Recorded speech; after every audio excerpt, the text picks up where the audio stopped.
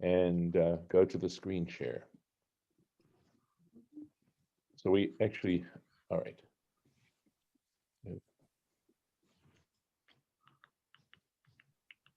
And welcome. Baruch atah Adonai Eloheinu melech haolam asher kitshanu b'mitzvotav v'tzivanu la'asok b'divrei Torah. So we're on verse 21, and this is where Judah has stepped forward and to confront Joseph, and we're in the middle of Judah's speech to Joseph. And he was kind of outlining all the stuff that has happened. And of course, at this point, Joseph is claiming that he has every right, which on the surface he does, to take Benjamin as his captive. Vatomer el avadecha. So this is Judah saying to Joseph, you said to your servants, referring to him and his brother. So out of deepest respect, Judah is addressing Joseph. Primarily, he speaks to him in the third person, but he certainly speaks about himself and his brothers in the third person. So you spoke to your second person, right? You spoke to your servants. Hariduhu Eli. Bring him down to me. In other words, we know from the first visit that the brothers had that they purposely left Benjamin back with their father Jacob. And then Joseph inquired about them. And then when they told him that they had this brother back in the land of Canaan, Joseph says to them, I'm not going to believe you until you bring him and establish that he's alive, that you're telling the truth. So you said to your servants, bring him down to me, va'asima eini alav, and that I can place my eyes upon him. In other words, that I can see him for myself. Vanomer el Adoni, and we said to my Lord, Lo yuchal hanar la'azov et aviv. It isn't possible for the lad to leave his father. Va'azav et aviv va'meit. When he departs from his father, this is the way Rashi understands this, right? He could die. So, or if he leaves his father and dies, you'll see how Rashi handles this. On the surface, it sounds like if he leaves his father, he, that is his father, will die. That's what it sounds like on the pshat, but that isn't the way Rashi's going to handle this. Here we go. Va'azav et aviv va'met. If he leaves his father, again, this is the way Rashi's understanding it, and dies. Im ya'azov et aviv. If he leaves his father, do'agim anu, we are worried, shema yamut baderech, that's going to be the next word, lest he die on the way. And on what basis? Shaharei imo baderech meta, because indeed his mother died on the way in traveling. They consider travel to be a matzav sakana. It is a dangerous, it's considered that it exposes you to additional danger as opposed to when you're at home and you're not in a travel mode. That's why you bench Gomel. Exactly. And the reason you bench Gomel is that it's one of the 4 situations where you would have brought a Thanksgiving offering to the temple.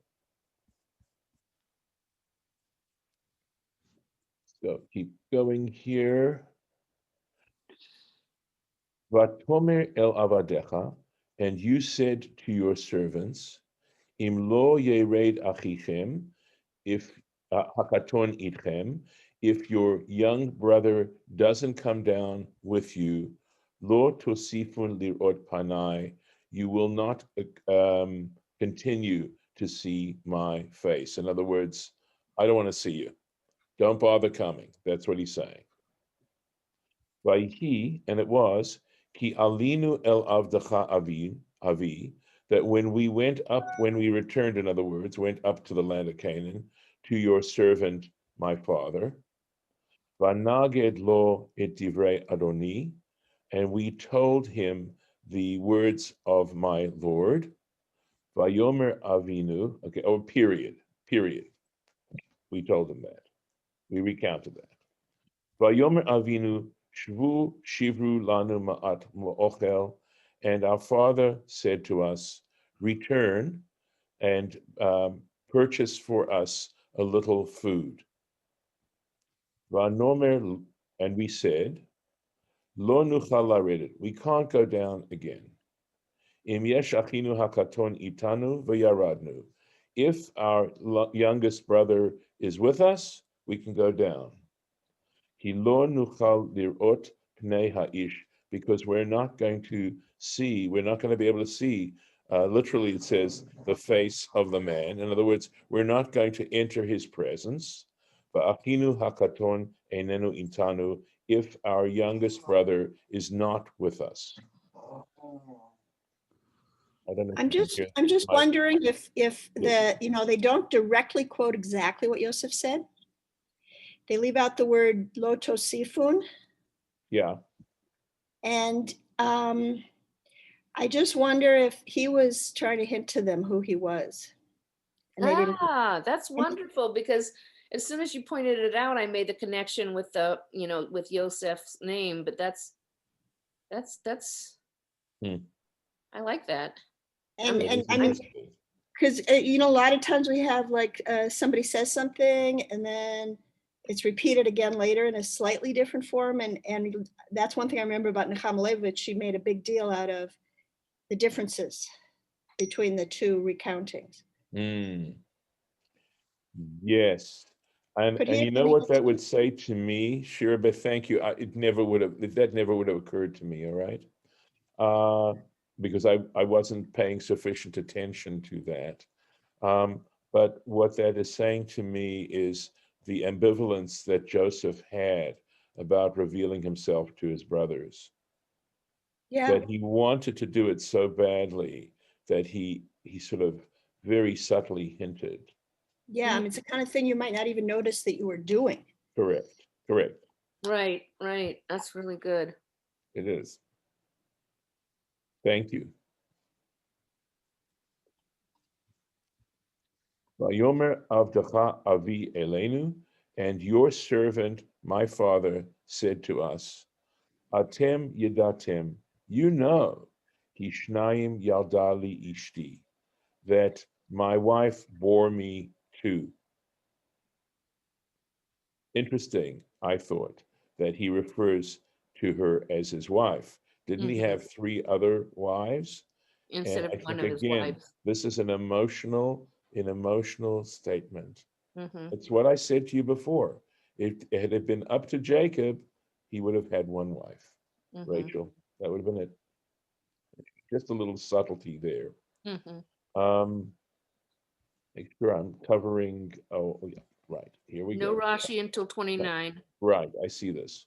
Vayetze ha'echad me'iti, and one of them departed from me. Va'omar, and I thought, ach tarof toraf, he is torn to pieces. V'lo itiv adhena, and I have not seen him up until now. All this time, I haven't seen him. Ulekachtem gam etze mein panai, and if you take this one too from my presence, the karahu ason, and a tragedy occurs to him. In other words, obviously he dies. And so this sort of supports Rashi's interpretation of that previous verse. Bohoradatim etsevati, you will bring down my gray hairs. Sorry, I don't know why that, let me just see if I can get rid of that. You will bring down my gray hairs in evil to Sheol, to the netherworld.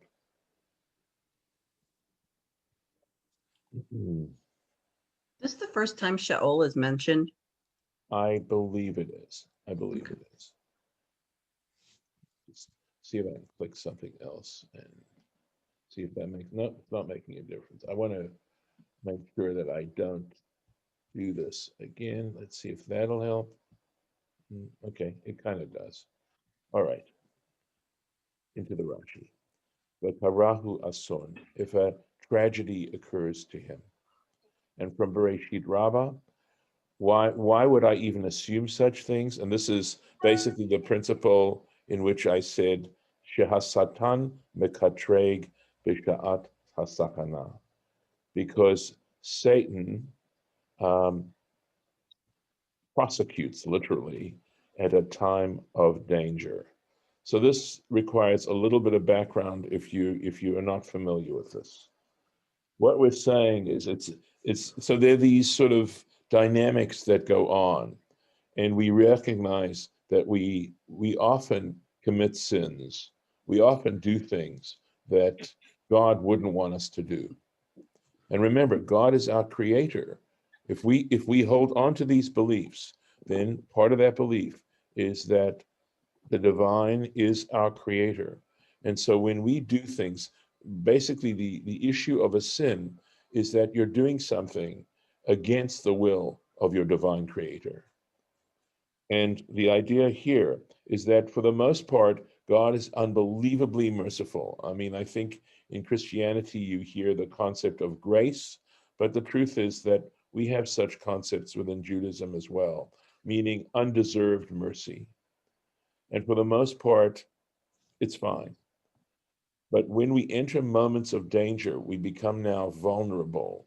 And that's what this is sort of saying, is that at that particular point, it's quote, Satan's job. This is this grand metaphor that Satan is the prosecuting attorney. And what Satan does is bring to God's attention the sins that we have committed. And so the idea is that when we are encountering danger, that is when our sins, when, so to speak, Satan brings to God's attention the things that we have done that are wrong. And we realize how so much of our judgment is governed by what we're paying attention to. And I'm thinking to myself as I'm sharing this with you, how the way you can spin things, basically, it's got to do with spin. So when you watch these different TV channels, right? If you watch Fox News, you're told things that you aren't necessarily told on MSNBC, SMBC. NBC. yeah, Yeah. MSNBC, okay, and vice versa, I mean, I've watched this happen, and of course, as a result, it's a huge influencer on people, and in a sense, this is the same kind of dynamic. That But very often God simply overlooks the offenses that we are committing every single day. But at certain moments, those offenses become a little bit more poignant, let's say.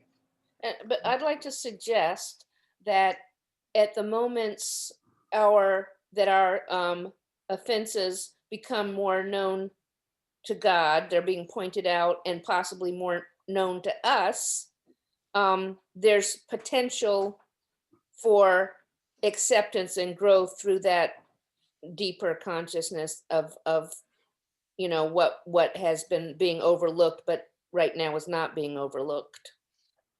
So, we obviously universally here on the world are going through a time of danger, and just look at how people are reacting to it.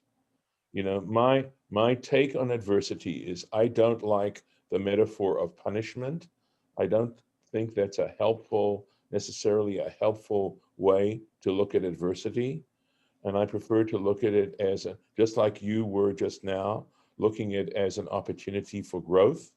And in that sense, I can now say this is a loving act on God's part. And I agree with you, Lauren. But maybe that's why we have a statement that says wisdom is given to the wise. Well, if they're wise already, how come they need more wisdom? Well, there's that initial wisdom that says, I need to learn from this. And I don't believe we've really learned that much. Well, when you say we, Rabbi, the world is divided. It's not everybody's the same. There are wise people and they are getting wiser, and there are not wise people and they are not getting wiser. Right. right.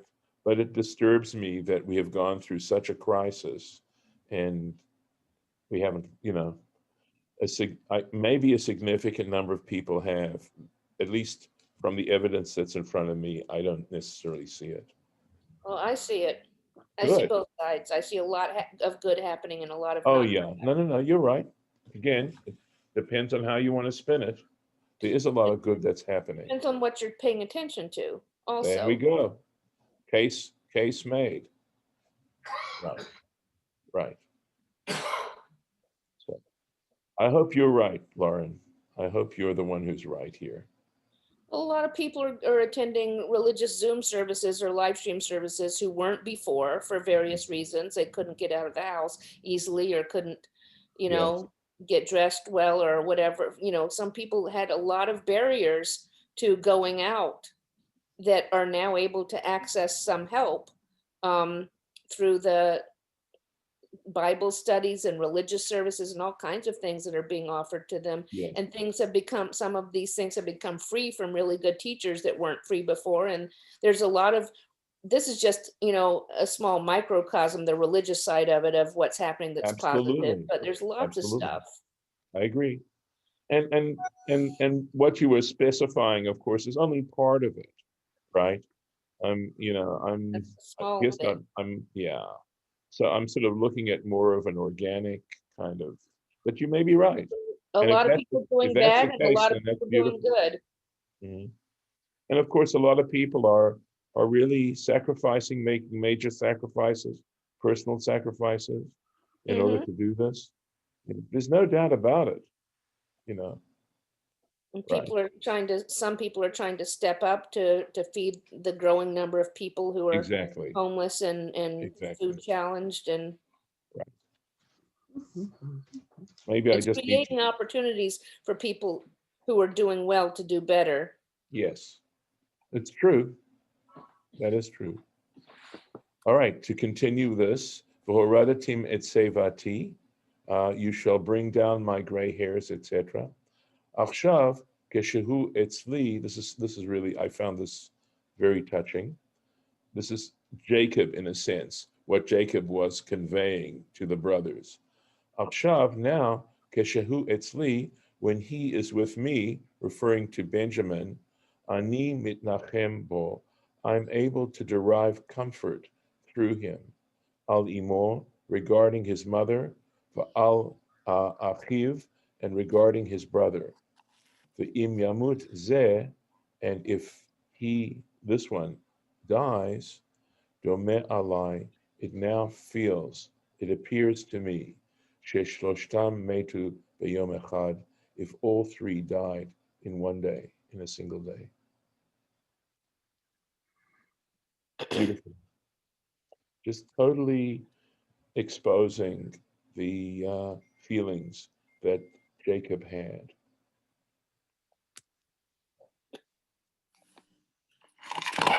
And going on now, Judah going on. Let's make sure I've got, oh yeah, still up here. Here we are. Va'ata, and now, kevo'i el avdecha avi.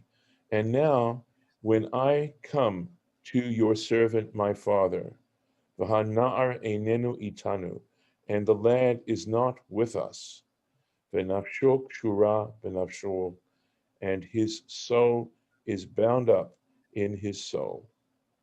Those two souls are bound up in each other. V'haya, it will be, kir'oto ki ein hana'ar v'amet, and he sees that the na'ar, that is no longer, that the young lad is not around, v'amet. So the question is, what does this v'amet refer to? And maybe it means that Benjamin is dead because of what follows.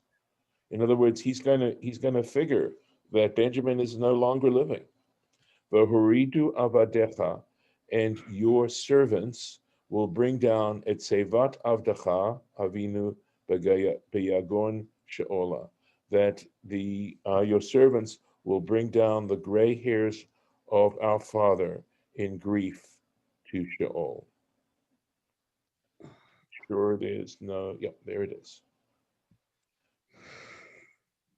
Okay, so Rashi clarifies that.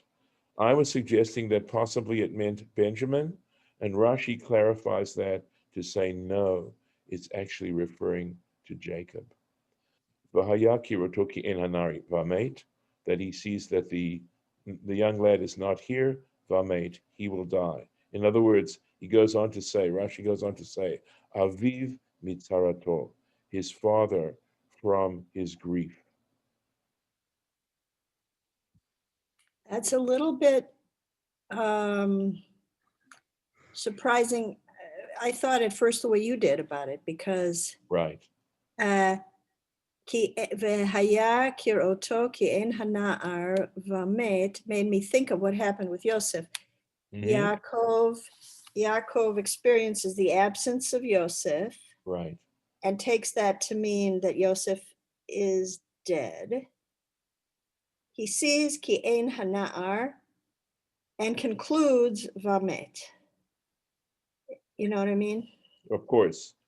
So Yes. that sounds like, and obviously the brothers have been living with that for years now, that their father thinks he's dead because he's absent, but the brothers don't really know if he's dead. But death and absence are like the same thing for Yaakov. But also not just because he's absent, but because they brought the bloody Right. clothes, and now it's more of the absence causes the grief because of the trauma, because the trauma of losing Joseph as far as he knew, and then losing his wife. So now the absence does not just feel like death to him, but he equates it with death very strongly, just it's trauma based. Right. And the brothers actually helped to build that connection for their father. They said, we don't see him anywhere, and look at this bloody coat. Mm-hmm. Probably Yeah, he's no, dead. Well, they remember the brothers wanted the father to think that. The brothers Right. wanted Jacob to believe that Joseph had been killed by a wild animal. So, yeah, I mean, what Rashi is telling us is that v'horidu avadecha etzevat avdecha avinu b'gergon shola is exactly what that means. It's one thing to die quietly and in peace, etc., but the grief is what's going to kill him. That's basically what it's Too much. saying. Okay, onwards. Yeah, sorry. Ki avdecha arav et hana'ar. Because, or indeed, your servant, referring to himself, Judah, arav et hana'ar, gave surety, acted as a guarantor, the young person. In other words, he told, this is we know already, he told Judah, you will hold it from me personally if I will take personal responsibility to make sure that Benjamin is returned to you. Right? Me'im avi lemor, and I said, in other words, I acted as a guarantor regarding the lad before my father, saying, Im lo avi enu elecha, if I do not bring him to you, v'chatati la'avi kol hayamim, I will have sinned against my father all my days. That's how seriously I am taking this. And that was a statement, by the way, that reassured Jacob to a point of sending the brothers back to Egypt again. Let's take a look at Rashi here. Ki avdacha arev et hana'ar. So because your servant acted as guarantor with respect to the lad.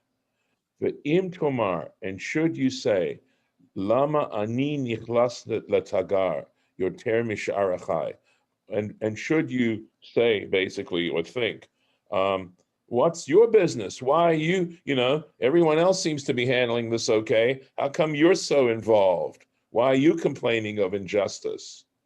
Heim kulam mibachutz. They're outside of this. They didn't do this. They didn't act as guarantors. Va'ani Nitkasharti bekesher chazak, and I bound myself with a strong knot, liyot menudeh b'shtei olamot. And in saying that, in other words, the issue of his saying, I shall sin against you all my life. In other words, it doesn't just say, I shall sin against you, and it doesn't say sin against you my life. It says all my life, and it says kol yamei chayai, I think. Let me make sure I have it. Okay. Let's make sure I got He the says, Kol kol Hayamim. hayamim.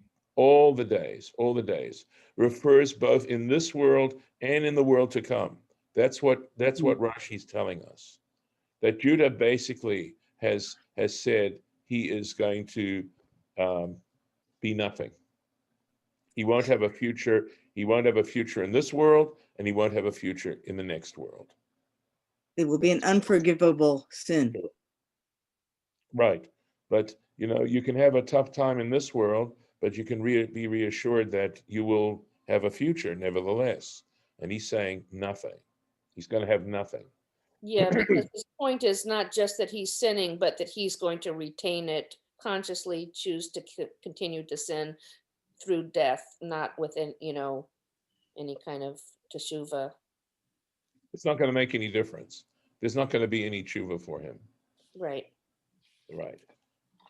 But ata here, and this is what I mean. This in this sentence, in some ways, is these next two sentences just are amazing. They actually determine Judah's nobility. I mean, the very fact that Judah's standing up now in this situation, which is a complete antithesis of the behavior that happened before when Joseph was being sold into slavery, is what's so profound and which changes everything. Va'ata, and now, yeshevna avdacha, let your servant dwell, if you want to translate. That's not it's not a real way to translate this, but anyway, tachat hana'ar. Let your servant, in other words, take the place of the lad. Eved ladoni, as a slave to my Lord. V'hana'ar ya'al im echav, and let the lad go up with his brothers. That is right. I mean, that is, and what he adds in the next sentence is so beautiful. I'll just do it, even though Rashi's going to give, I think, on Lama Gimel. Ki ech e'ele alavi, because how can I go up to my father? V'hanar einenu itui, and the lad is not with me. Pen ere vara, lest I see the evil asher yimtza et avi, which will literally means will find my father.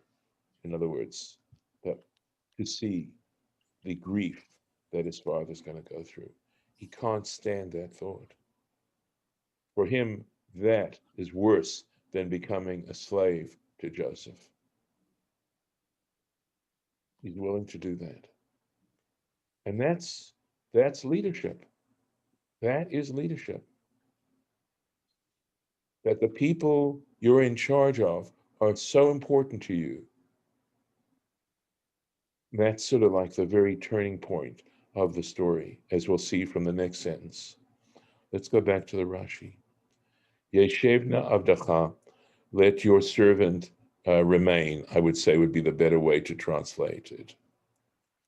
Shelachol davar ani me'uleh, because in every respect I'm superior to Benjamin, mimenu, from him. Ligvura, in strength, ulemilchama, and for war, ulushamesh, and to serve. So it's interesting, right? Back in the sale of Joseph, Judah proposes a better deal to the brothers, and here he's proposing a better deal, at least according to the way Rashi understands it, a better deal to Joseph. Just sort of an interesting little sidebar there. And let's get to the next one. Velo yachol Yosef lehitapek. Joseph was unable to control himself. L'chol hanitzavim alav, in front of all those who were in his presence. Vayikra, and he called out, Hotziu kol ish me'alai, remove every person from before me. V'lo amad ish ito, and not a man stood with him. V'hitvada Yosef elechav, when Joseph revealed himself to his brothers. That's what tips the scales when Judah is willing to do this. At this point, there's just no question that remorse is sincere.